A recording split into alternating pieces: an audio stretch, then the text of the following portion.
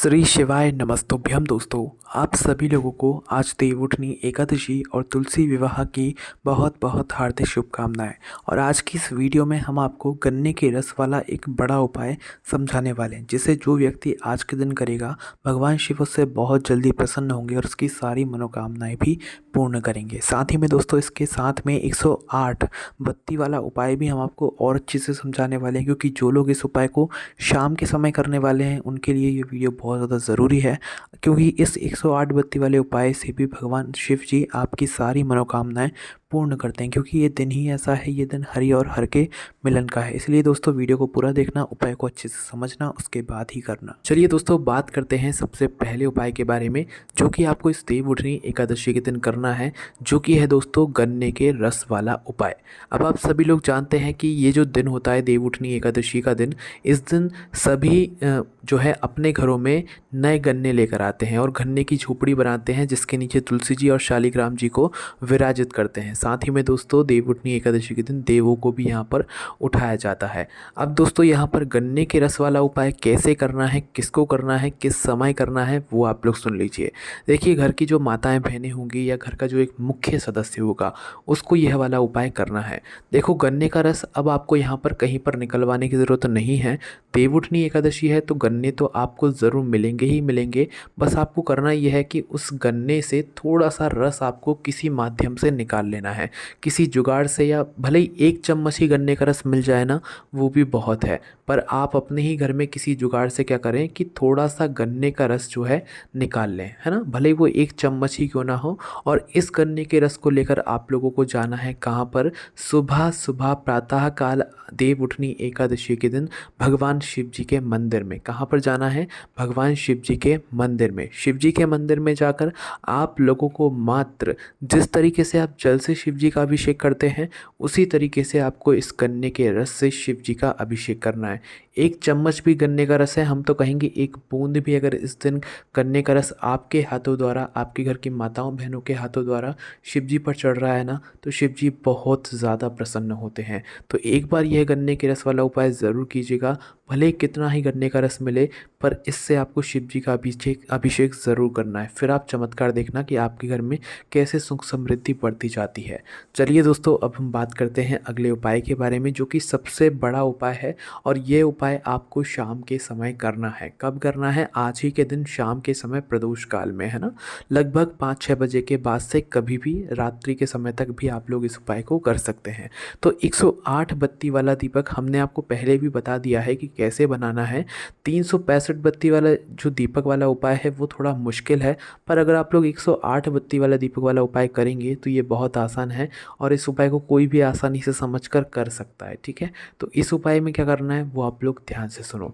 देखो, ये जो 108 बत्ती वाला दीपक वाला उपाय है, इसमें आप लोग नाम से ही समझ रहे होंगे कि इसमें 108 बत्ती जो है हमें लानी पड़ेंगी। मतलब 108 बत्तियों का जो है इसमें प्रयोग होगा। कौन सी बत्तियों का प्रयोग होगा? लंबी बाती का का प्रयोग होगा। किस चीज़ की बाती होगी? वो होगी आपकी रुई की बाती। किस चीज़ की? जो आप अपने घर में रुई रखते हो ना, जिस रुई से आप लंबी बाती बनाते हो, वही लंबी बाती का साइज़ रहेगा और वही रुई रहेगी।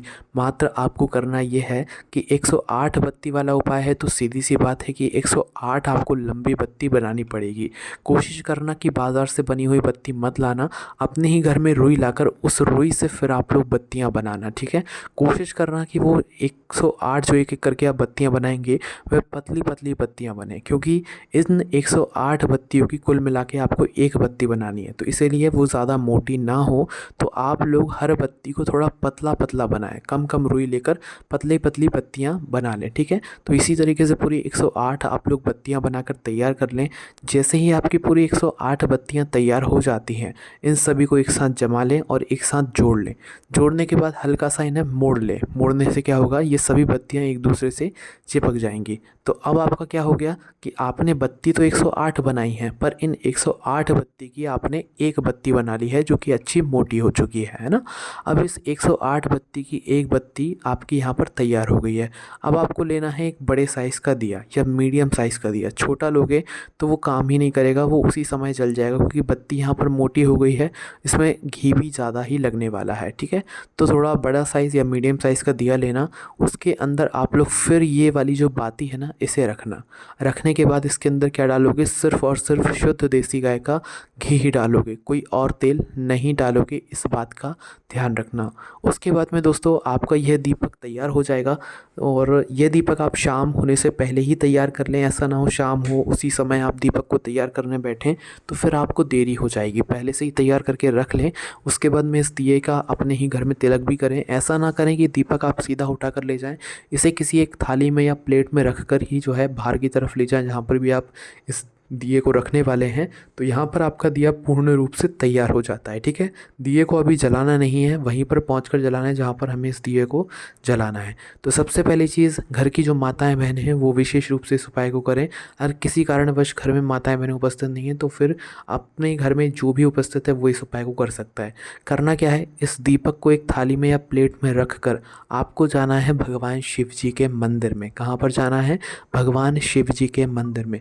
शिव जी के मंदिर में जाकर क्या करना है, आप लोगों को मात्र शिव जी के पास में बैठना है। बैठने के बाद आप लोगों को क्या करना है, इस दीपक को जलाना है। अभी तो आप दीपक घर से तैयार करके लेकर आए हैं प्लेट में रखकर, अब आपको यह दीपक को मंदिर में जाना है, मंदिर में बैठना है और वहाँ पर जाकर इस दीपक को अपनी ही माचिस से जलाना है। ऐसा ना हो माचिस ले जाना भूल जाओ, अपनी माचिस से जला लेना।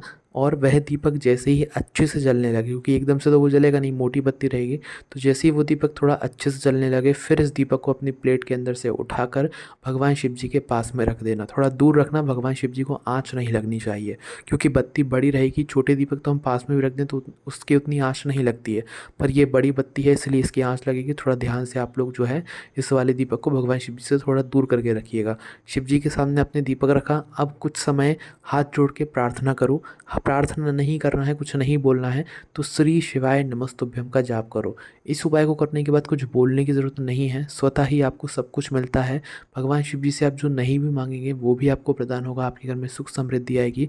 और इस उपाय को करने का इस दिन सबसे बड़ा लाभ हमें ये मिलता है कि अगर हमने अपने पूरे जीवन में या पूरे साल में कभी भी कोई तीर्थ का नहीं किया हो, बड़े बड़े तीर्थ नहीं किए हों, तो हमें उन सभी तीर्थों का फल मिल जाता है इस एक उपाय को करने के बाद। ठीक है, तो करना क्या है, आप लोगों को शिव जी के मंदिर जाना है। शिव जी के मंदिर जाकर दीपक को जलाकर वहाँ पर रख देना है। रखने के बाद कुछ समय हाथ जोड़कर जो है श्री शिवाय नमस्तुभ्यम या भगवान शिव जी के किसी भी एक मंत्र का जाप करना है। ठीक है, जाप करने के बाद, प्रार्थना करने के बाद आप वापस अपने घर की ओर जा सकते हैं। अब दोस्तों, अब बहुत सारे लोगों के मन में प्रश्न होगा, क्या सिर्फ शिव जी के मंदिर लेकर जाना है इस दिए को? तो यहाँ पर हम आपको बताते हैं, इस उपाय में आप कोई से भी भगवान के मंदिर में इस दीपक को लेकर जा सकते हो और वहाँ पर इस दीपक को जला सकते हो। पर बात यही है कि सिर्फ और सिर्फ देवता का ही वो है मंदिर होना चाहिए। जैसे कि शिव जी का मंदिर हो गया, राम जी का मंदिर हो गया, नारायण जी का मंदिर हो गया, मतलब कृष्ण जी का मंदिर हो गया, हनुमान जी का मंदिर हो गया। जितने भी देवता हैं सिर्फ उन्हीं के सामने ये वाला दीपक जलेगा। देवियों के सामने या माता जी के मंदिर में ये वाला दीपक भूल कर भी मत जलाना, वरना फिर उपाय काम ही नहीं करेगा। इसीलिए इस बात का आप लोगों को विशेष रूप से ध्यान रखना है। ठीक है, तो यहाँ पर आप लोगों को ये बात हम आशा करते हैं समझ में आ गई होगी।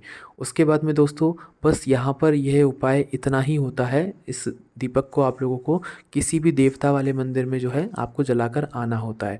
और ये दीपक में ऐसा नहीं है कि आपको 5 ही दीपक बनाने होते हैं, 3 बनाने होते हैं या 2 बनाने होते हैं। ये 108 बत्ती की एक बत्ती बनाकर मात्र एक ही मिट्टी का दीपक शुद्ध देसी गाय के घी का तैयार होता है और इस दीपक को वहाँ पर जलाकर आया जाता है। एक तरीके से दीपदान किया जाता है। और कार्तिक के महीने में देवउठनी एकादशी के दिन किया गया दीपदान का आपको कितना बड़ा फल मिलता है, ये तो बात आप सभी लोग पहले से जानते ही होंगे। उसके बाद में दोस्तों, इस एकादशी को लेकर भी आपके मन में बहुत सारे प्रश्न ज़रूर उठ रहे होंगे, जिनका जवाब भी हम आपको दे देते हैं। देखिए, एकादशी का व्रत है तो सीधी सी बात है कि एकादशी के दिन तुलसी जी को कई लोग नहीं छूते हैं। ठीक है, और छूना भी नहीं चाहिए एकादशी के दिन। और आप लोग कोशिश करें कि तुलसी जी को अपने हाथों से स्पर्श ना करें, इस बात का थोड़ा ध्यान रखिएगा। उसके बाद में तुलसी जी को जब स्पर्श नहीं कर सकते हैं तो ना उनकी पत्तियों को तोड़ सकते हैं, ना उनकी डंडियों को तोड़ सकते हैं। तो उपाय के लिए अगर तुलसी जी की पत्ती उपयोग हो रही है, डंडी उपयोग हो रही है, तो आप लोग ये करें कि जहाँ पर तुलसी का पौधा रखा हुआ है ना, वहीं पर नीचे तुलसी की पत्तियाँ भी गिरती हैं, कुछ कुछ गिरती हैं, डंडियाँ भी गिरती हैं, तो आप वो ले लें। पर तुलसी को इस दिन स्पर्श मत कीजिएगा, इस बात का आप लोगों को ध्यान रखना है। और एकादशी का दिन रहेगा तो चावल का भी यहाँ पर बिल्कुल त्याग आपको करना पड़ता है कि चावल कि जो भी सामग्री है वो तो आपको मतलब बनानी ही नहीं होती है, पर साथ ही में पूजन का भी यहाँ पर रहता है कि चावल हमें रखना चाहिए या नहीं रखना चाहिए। तो देखिए भगवान शिव जी के कार्यों में तो आपको चावल का इस दिन प्रयोग नहीं करना चाहिए, ठीक है। और हो सके तो मतलब अगर आपको लग रहा है कि इस जगह पर चावल बहुत ज़्यादा ज़रूरी है पूजन में, तो ही आप वो लोग इस दिन उपयोग करें, अन्यथा ना करें, ठीक है। बाकी चावल उपयोग कर सकते हैं पूजन में, वहाँ पर कोई दिक्कत वाली बात नहीं है, खाने में दिक्कत वाली बात होती है, ठीक है, जो कि आप लोग ऐसा करेंगे ही नहीं। तो दोस्तों हम आशा करते हैं कि आप सभी लोगों को ये सारे ही उपाय समझ आ गए होंगे, पर अभी भी आपके मन में कोई संशय है या कोई प्रश्न है, कुछ बात समझ नहीं आई हो